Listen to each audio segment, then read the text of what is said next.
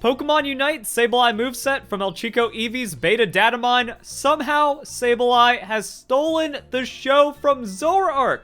Zoroark looks incredible, has some of the coolest moves we've ever seen in Pokemon Unite, and it's the ultimate fan service.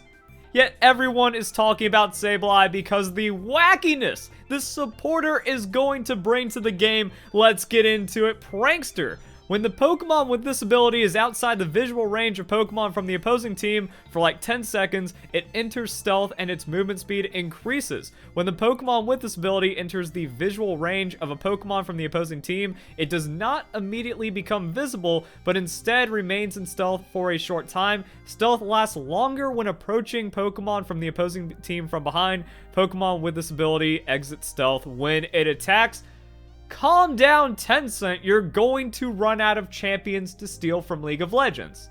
Except Tencent also owns Riot Games, so I guess it's not stealing. But yeah, we're seeing a lot of overlap. So we have pretty much exactly Evelyn from League of Legends, but then the move interactions on Sableye are also pretty crazy. We've got Renata Glass, we've got Cassiopeia's ultimate, and somehow a little bit of Ziggs involved. Also, the thought of Sableye with Ziggs' voice lines is the greatest thing ever. Now, here's the thing. I'm an anti-hacking absolutist. If the devs do not want you to mod their game, it's their intellectual property, so it's wrong to do so. Same thing for hardware. You have no reason and no right to have a hacked Nintendo Switch for any reason, and I hate that data mines exist to begin with. I would prefer that we just didn't have them at all. But I do feel the only allowable mod ever would be to have a Ziggs voice line mod. This'll be a blast. Basic attack becomes a boosted attack with every third attack, dealing damage to the opposing Pokemon, decreasing their movement speed for a short time. If the user is in stealth, when it hits an opposing Pokemon with a boosted attack, deals damage and applies a fear.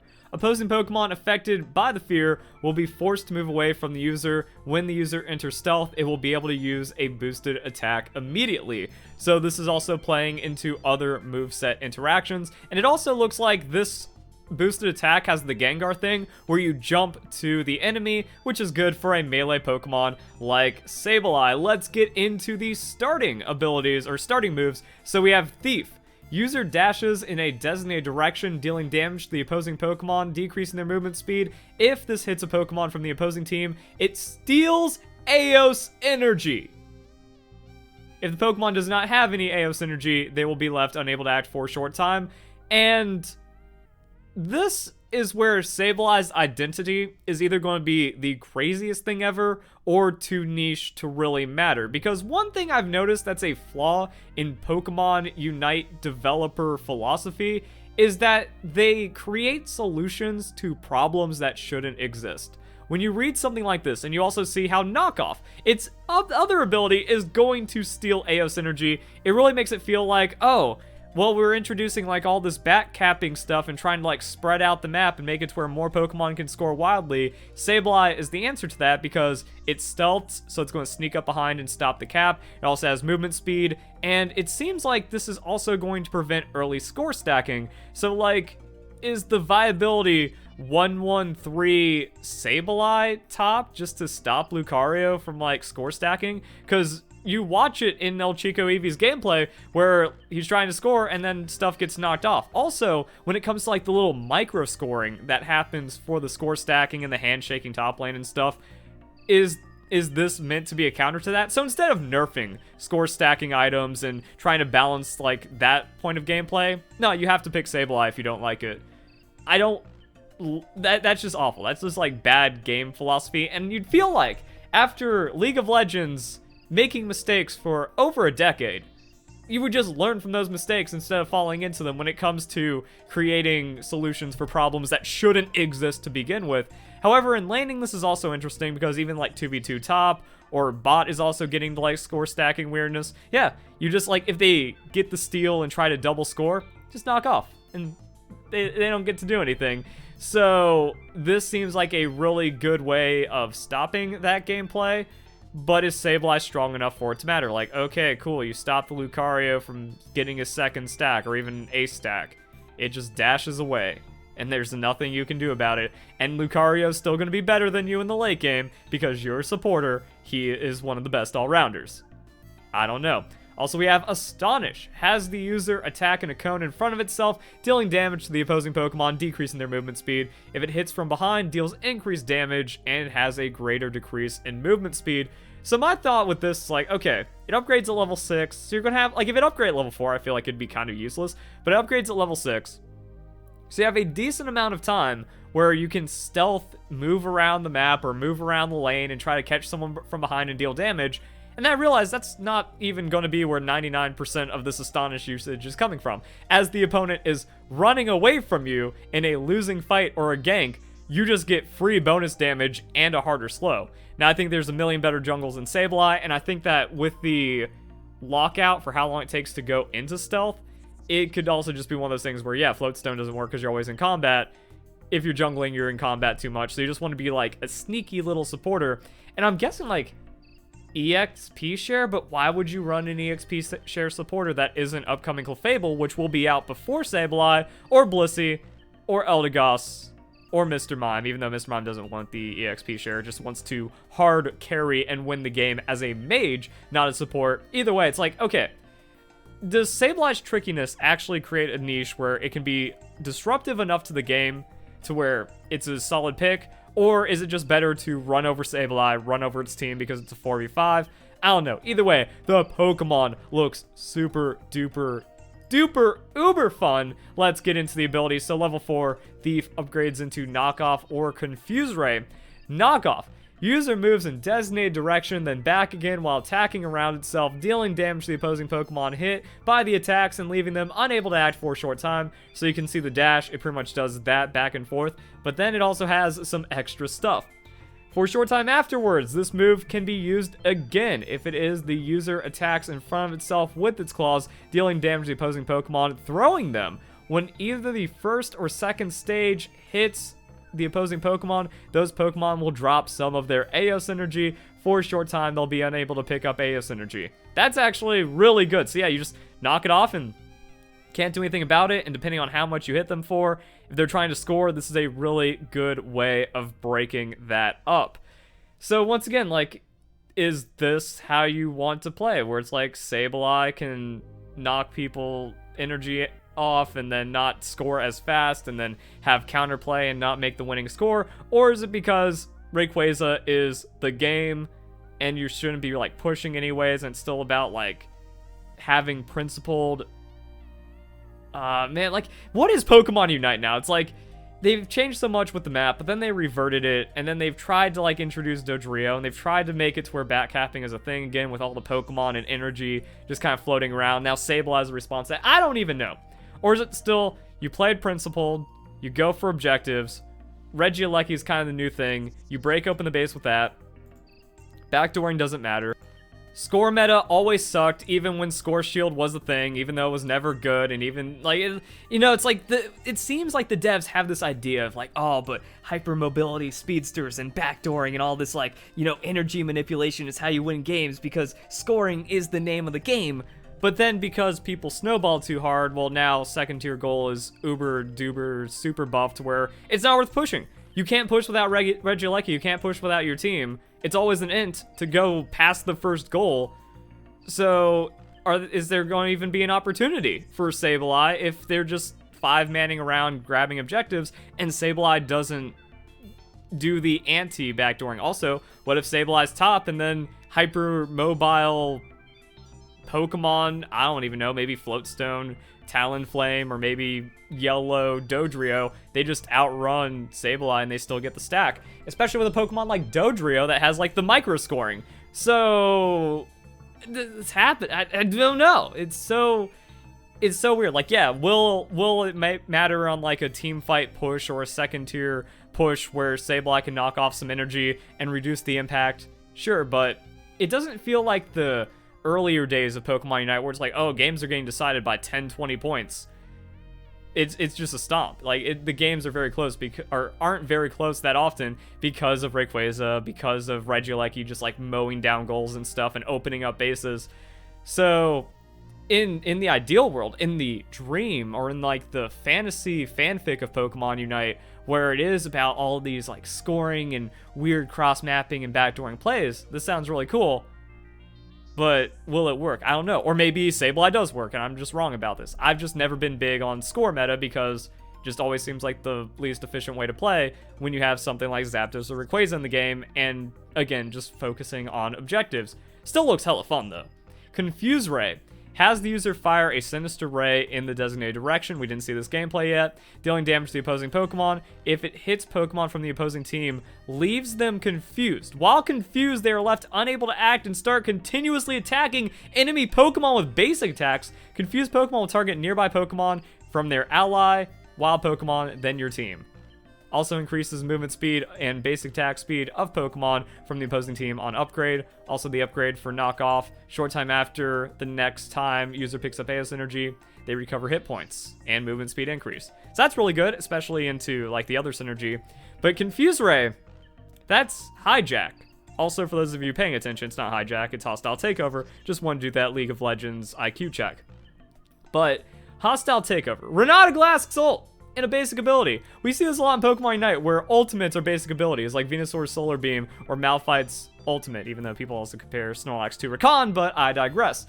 So now, you hit someone with Confuse Ray and they start attacking their ally, and that is actually devastating. So, even though the energy manipulation is cool for knockoff, Confuse Ray seems like the ultimate play, especially as a supporter.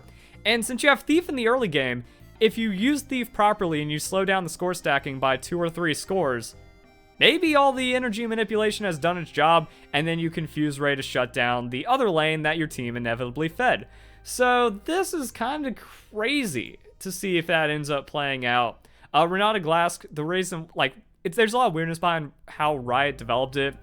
She feels very underwhelming, but she has 2 of the most broken things ever introduced in the game, with a ally revive mechanic, bailout, and then also being able to have like your opponent's carries destroy each other. However, they've like made those levers very undertuned, but you can still see some major impact. So we're gonna see how that plays off, but dang, what madness are we dealing with? Then we have Feint Attack. So so this is gonna be the other upgrade path. The idea kind of being like, oh, you want to go knock off Feint Attack. That way you get the boost, you get the healing, you drop energy everywhere. More energy manipulation from the Sableye. How do you usually throw dummy Aeos Energy to the designated location? Dummy Aeos Energy remains at the location. That location and area will be visible to the user. That's the big thing, is like wards? You ward camps? Like, sure, it goes away like kind of quickly, but like, dang. Put those in some bushes, they walk into it, boom, Malphite sapling, but also has like the Hexplosive Minefield kind of vibe to it. Nuts. Dummy Aeos Energy can remain at up to 5 locations at a time. If an opposing Pokemon picks up the energy, it explodes, they take damage, movement speed is slowed, maximum of 3 uses can be stored. The uses, like when you have charges, you can use those every second, but it charges slower, so again, you stack it up. If opposing Pokemon is knocked out while taking damage over time from this move, we'll drop more Aeos Energy than it normally would have. This just seems like a super fun move. Like, knockoff Feint Attack seems fun. Once again, is it viable? Is it how the game is supposed to be played? Remains to be seen. The damage doesn't really seem that insane, but I mean, if there's like a massive team fight and you just leave dummy Aeos Energy and people like go to pick it up, that's crazy. Leaving it around camps to make it look like, oh, someone with full energy was here, that's crazy. Like, the shenanigans that can come from the sneakiness of this move. Reminder, Sableye also goes invisible, so like, you set up a big pocket of energy, and then like, it just creates paranoia in the opponent's mind. I can't imagine the mental damage that would come from having a Zoroark and a Sableye on the enemy team. Is that my real ally? Is that real energy? Oh god, everything's invisible. And then like Mew or something, I don't know. And like, why does Mew have everyone else's move? Like, I see fun happening. This Pokemon's fun, but does it have enough power to be competitive? I feel like when you have this much game-breaking stuff, it's not allowed to be powerful. Or else, again, like now we're talking giga, mega game-breaking, or maybe it's strong enough. Maybe there's enough damage, maybe you stack into something. It is an attacker, so I mean, like, okay, attack weight, I don't think they crit. We don't have like the full details, but I wouldn't see why any of this would ever crit. So I mean, like, how much damage can you stack into this? And also if you have energy manipulation, knock off like 1 and then micro score, and then you're the one stacking, but you're also supposed to be defending goal. I don't know what this Pokemon's supposed to do, but it's funny. It's going to be amazing. Like, you just be the Sableye main with a 47% win rate, but you do it because it's fun. Or maybe you become a 55% win rate because the character's actually broken when you just 100% destroy the enemy's mind. Next up, we have Shadow Sneak. So once again, now you can go into you either go energy manipulation or you go weird supporter Evelyn, Renata hybrid. I don't know. For a short time, increases movement speed and enter stealth. While the move is active, user's next boosted basic attack deals additional damage. So, stealth Absol, but not an assassin. The user exits stealth and is not immobilized by a hindrance will be able to enter stealth again. Increase the duration of this move's effect. While the move is active and the user is in stealth, will also gradually recover hit points. So, literally Evelyn. Next up, we have Phantom Ambush for the Unite move. This is Cassiopeia's ult, but better, because Pokemon Unite power creep. But also, Pokemon Unite is a fun game. Has the user shoot light from both of its eyes, dealing damage in a cone in front of itself. Pokemon hit by this move who are facing the user are left unable to act and start preparing to return to base. The hell? And like, again, like, you're supposed to be stealth and try and like face the opponent. I like, the movement in Pokemon Unite is so wacky. I feel like people are just like stuttering and jittering around and kiting so much that's going to be harder to land than Cassiopeia.